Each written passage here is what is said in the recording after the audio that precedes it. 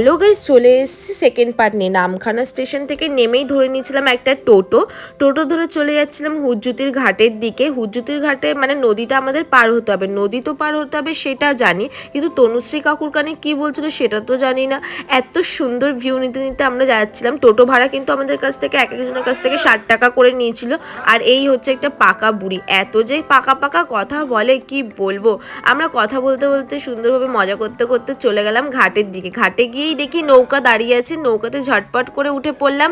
উঠে পড়েই দেখি এত সুন্দর জাস্ট ভিউটা লাগছিল।